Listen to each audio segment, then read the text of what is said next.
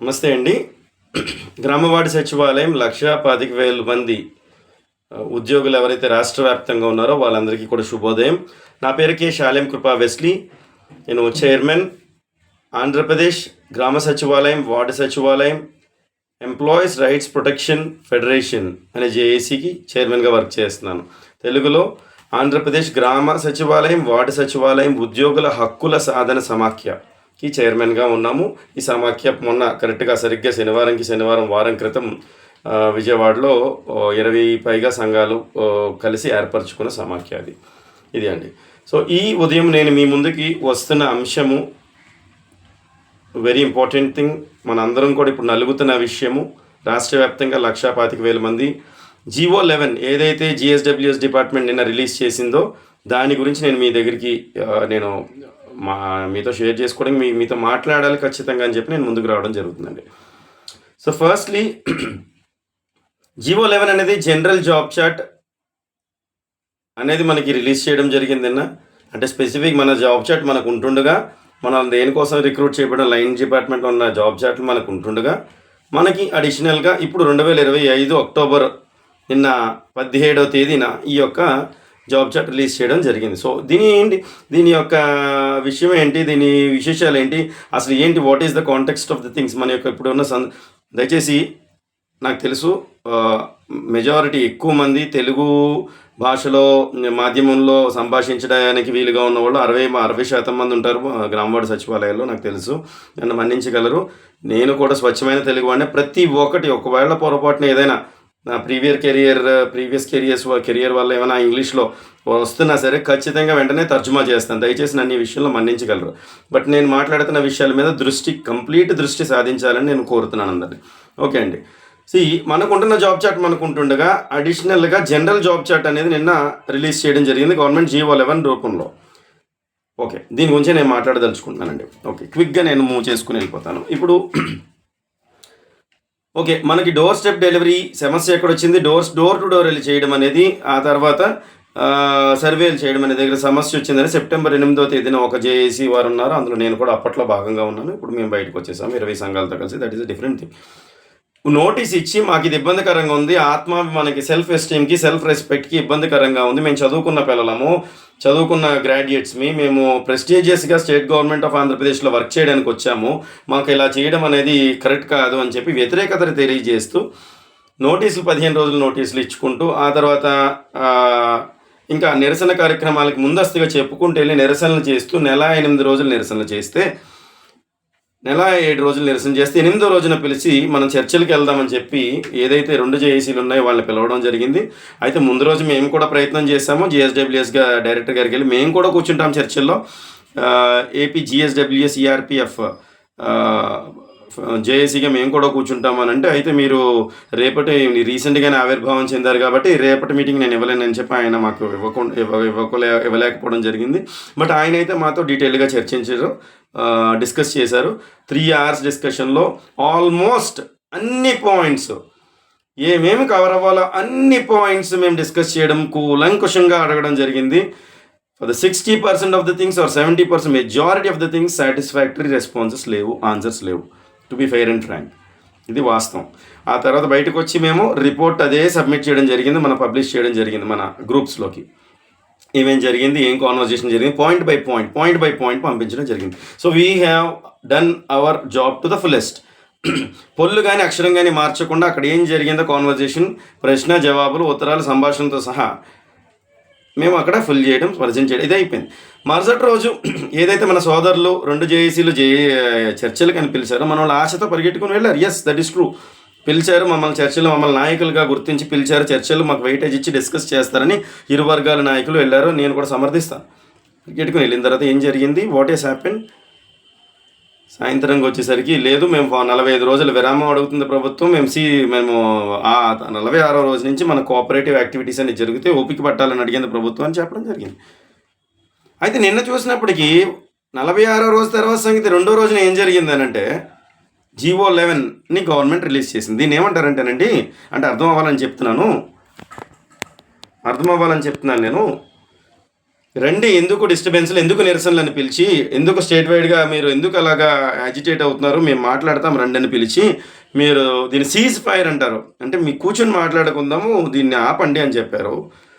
కొంత పీరియడ్ ఇవ్వండి సార్, మేము దాని మీద వర్కౌట్ చేసి మేము గెట్ బ్యాక్ అవుతాం, మీకు బెనిఫిట్స్ అని చేస్తామని అనని పంపించిన మరుసటి రోజునే దాన్ని బ్రేక్ చేసి మీరు ఫైర్ చేస్తే ఎలా?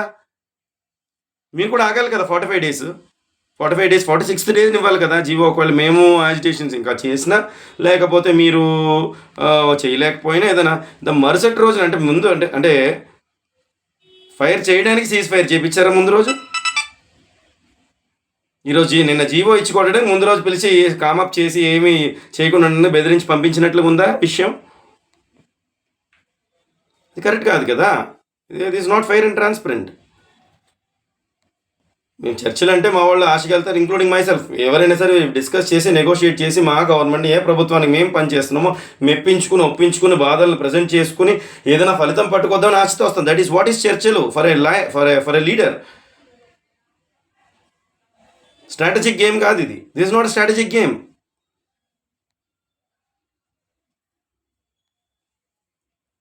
సో దీని మీద నేను మాట్లాడాలనుకుంటున్నానండి. ప్రైమరీగా అసలు okay fine, let us come to the subject. వదిలిన ఇచ్చిన job chart, general job chart GO 11 నిన్న ఇచ్చింది. జనరల్ జాబ్ చార్ట్ వచ్చే ముందు అందులో ఏముంది? సమ్మరీగా చెప్పాలి 2 పాయింట్లు. డోర్ స్టెప్ డెలివరీ, ఇంటికి వెళ్ళి డోర్ స్టెప్ డెలివరీ చేయాల్సిందే, పాయింట్ 1. పాయింట్ 2, ఇంకే పని చెప్పినా చేయాల్సిందే. ప్రపంచంలో ఎక్కడ ఇలాంటి జాబ్ చార్ట్ ఉండదు. ఏ పని చెప్పినా చేయాల్సిందంటే అక్కడ జాబ్ చార్ట్ ఏముంది? ఇంకా దానికి వేరే ఏదైనా పేరు పెట్టాలి. Okay fine. కొత్తగా జాబ్ చార్ట్ ఇచ్చే ముందు అసలు ఉన్న జాబ్ చార్ట్ పరిస్థితి ఏంటి? 2019 అంటే 6 సంవత్సరాల నుంచి ఉన్న దాని పరిస్థితి ఏంటి? అది ఉన్నట్టా లేనట్టా? సో ఇక్కడ ప్రధానమైన 3 క్వశ్చన్స్ వస్తున్నాయండి. Primary job chart implementation powers ఎంప్లాయీస్కి 6 సంవత్సరాలుగా గవర్నమెంట్లు ఎందుకు ఇవ్వట్లేదు? కొత్త జాబ్ చార్ట్ 6 సంవత్సరాల తర్వాత ఇవ్వడం ఏం చేయాలని తెలుస్తుంది. మీరు ఖాళీగా ఉన్నారు కాబట్టి మీకు జాబ్ చార్ట్ ఎంగేజ్ చేస్తున్నామంటే అసలు రిక్రూట్ చేసుకున్న జాబ్ చార్ట్లు ఏమయ్యాయి? అయ్యి గవర్నమెంట్లో మాకు ఎందుకు ఇవ్వట్లే? ప్రధానమైన క్వశ్చన్. రెండో క్వశ్చన్, అసలు రిక్రూట్మెంట్ యొక్క ఉద్దేశం ఏంటి? 1,35,000 చేస్తే ఇప్పుడు 25,000 10,000 మంది రిజైన్ చేసి వెళ్ళిపోయారో, లేకపోతే సూసైడ్లో చనిపోయారో, లేకపోతే ప్రెషర్ తట్టుకోలేక హెల్త్ ఫెయిల్ అయిపోయారో రికార్డులు ఉంటాయి అక్కడ. అదంతా ఎంతమంది అసలు జిఎస్డబ్ల్యూఎస్ ఎంప్లాయీస్లు ఇప్పటి వరకు నేటి వరకు చనిపోయారు అనేది ఒక డేటా ఆర్టీఐఎస్ తీసుకుంటే మనకి రిపోర్ట్ వస్తుంది.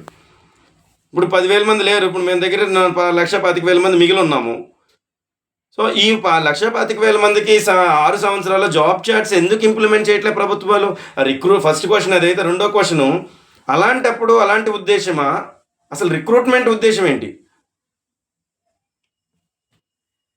మూడో క్వశ్చన్, ఎంతసేపు 5% 8% మెరిట్ లిస్ట్లో ఉన్న వాళ్ళకి ప్రమోషన్లు ఇస్తామని మాట్లాడటమే తప్ప అది ఇస్తారో ఎవరో that is a secondary thing, అది వేరే విషయం. వాట్ అబౌట్ ద 95% ప్రమోషన్లకు అర్హులు కానీ, లేదా ప్రమోషన్ పోటీలో లేని, మెరిట్ లిస్ట్లో లేని, జాబ్లో జాయిన్ అయ్యి పర్మనెంట్ అయ్యి డ్యూటీ చేసుకున్న వాళ్ళ వృత్తి ధర్మం ఏది?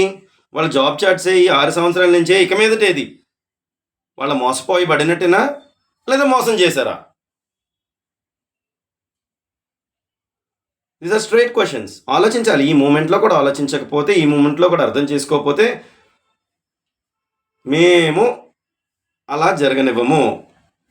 ఆల్రెడీ అనేక మంది మా సహచరులు చనిపోయారు. వర్క్ ప్రెషర్ తట్టుకోలేక కార్డియాక్ ఫెయిల్స్తో చనిపోయారు ఉన్నారు. సెలవులు ఇవ్వక, ఆరోగ్యం బాగాలేదంటే సెలవులు ఇవ్వకపోతే కార్డియాక్ ఫెయిల్లో చనిపోయిన ఉన్నారు. బ్రెయిన్ స్ట్రోక్లో చనిపోయిన ఉన్నారు. ఒక బ్రెయిన్ స్ట్రోక్లో చనిపోవాల్సిన సహచరుని వార్డ్ ఇమ్యూనిటీ సెక్రటరీని విశాఖపట్నంలో డి రవికుమార్ని లాస్ట్ ఇయర్ మార్చ్లో, ఐ థింక్ దిస్ ఇయర్ మార్చ్లో సర్జరీ చేయించి దగ్గరుండి మేము కాపాడుకుని 5 లక్షలు చందాలు వేసుకుని. ఎందుకు ఆ కర్మ మాకు? We will fight on these things. అయితే విశేషం వాడు చెప్పనా, నిన్నొచ్చింది కాదు ఇది, సంవత్సరం క్రితమే మాకు తెలిసి ఇలా జరుగుతుందని. ఈ స్టోరీ అంతటి మీద వర్కౌట్ చేసి డీటెయిల్గా 45 పేజీల రిపోర్టు తీసుకెళ్ళి గౌరవ ముఖ్యమంత్రి గారికి స్వయంగా నేనే ఆయన ఛార్జ్ తీసుకున్న 1 మంత్ లోపల తీసుకెళ్ళి అక్కడ ఇవ్వడం జరిగింది విజయవాడలో. 45 పేజీల రిపోర్ట్ పుస్తకం, అన్ని డీటెయిల్గా ఉన్నాయి అందులో. So this is not new. ఈరోజు వింటున్న ఎంప్లాయీస్కి న్యూ అవ్వచ్చు, లేకపోతే ఇచ్చిన వాళ్ళకి కొత్త ఏమో, మాకు కాదు. We know that this will happen this way, we know it. So ఏం జరిగిందంటే, కాకపోతే ఇచ్చాము రిప్రజెంటేషను, రిపోర్ట్ ఇచ్చాము, దాని ప్రకారం ఆలోచించి బాధలు గ్రహించి మనకి ముందుకు తీసుకెళ్ళి ఏదో ఫేవరబుల్గా చేస్తారో అనుకున్నాం. అది ఇచ్చిన తర్వాత ఏమని అనుకుంటుంది, జనరల్గా మనకి ఏదైనా కన్సిడరేషన్సో ఏమైనా పొరపాట్లో సరిదిద్దడం, something has happen in the past. ఇప్పుడు కొత్త వాళ్ళు వచ్చారంటే ఏంటి, సరిదిద్ది మనం బాగు చేస్తారనేది కదా హోప్. మన ధర్మం, సహజ ధర్మం, మానవ ధర్మం, హోప్, ఆశావాహ దృక్పథం ఉండడం అనేది మరి మేము చూపించాం, జరిగింది. బట్ అక్కడి నుంచి నిన్నటి జీవోతో వచ్చింది ఏంటంటే, క్లియర్ కట్గా ఎవరికి మాట్లాడే ఛాన్సేలే, చెయ్యాలనుకునేది ఆల్రెడీ డిజైన్డ్గా ఉంది. మీకు అర్థం కావట్లేదా, క్లియర్గా జీవోలు వేస్తాం, ఫాలో అవ్వండి, డైరెక్ట్ స్టేట్మెంట్ అది. So what is the point in waiting? నిన్నటితో మనం జాయిన్ అయిన ఉద్యోగాల డేట్ ఈజ్ ఓవర్. ఏ పని ఇచ్చినా చేయండి అనే జాబ్ చార్ట్ ఇచ్చి ఇళ్ళకెళ్ళి మీరు చేయండి అనే ప్రీవియస్ సిస్టమ్కి సంబంధించిన జీవీడబ్ల్యూ, జిఎస్డబ్ల్యూఎస్, గ్రామ volunteer, ward volunteer and village secretariat and ward secretariat డిపార్ట్మెంట్గా క్రియేట్ చేశారు. ఆ డిపార్ట్మెంట్ క్రియేషనే ఒక డిబేట్ జాయిన్ అయిపోయిన తర్వాత. అందులో మళ్ళీ జీవీడబ్ల్యూవి అనేది తీసేసి దాన్ని కూడా మనకే తగిలిచ్చే ఆ వర్క్ అప్ చెప్తున్నాం అనేది. ఇంకా పాత జాబ్ చార్ట్లు ఏమున్నట్టు ఏది చెప్పినా చేయాలి. జాబ్ చార్ట్ అంటే డిఫైన్డ్, నిర్దిష్టమైన పనులు. నిర్దిష్టత లేదు, ఏ పని చెప్పినా చేయాలంటే జాబ్ చార్ట్ ఏంటి? ఇంకా నిన్నటితో మనం జాయిన్ అయిన జాబ్స్ ఆర్ ఓవర్. హోప్తో మొన్నటి పని అప్పుడు దాకా ఏమైనా గడిపామా, జాబ్ ఏమైనా చేసామంటే ఆ అసిస్టెంట్ ఇంజనీర్ గారి హెల్పర్ గాను, ఇంకొకరికి వెల్ఫేర్స్, అక్కడ పాత ఉద్యోగులు హెల్పర్లుగా చేశాను తప్ప ఆ డిపార్ట్మెంట్లో మనకు అధికారాలు అధికారికంగా లేవు. ఆ జాబ్ చార్ట్లు ఇవ్వలే మనకి. జాబ్ చార్ట్ ఇంప్లిమెంటేషన్ పవర్స్ మనకి ఇవ్వలేదు 6 సంవత్సరాలుగా.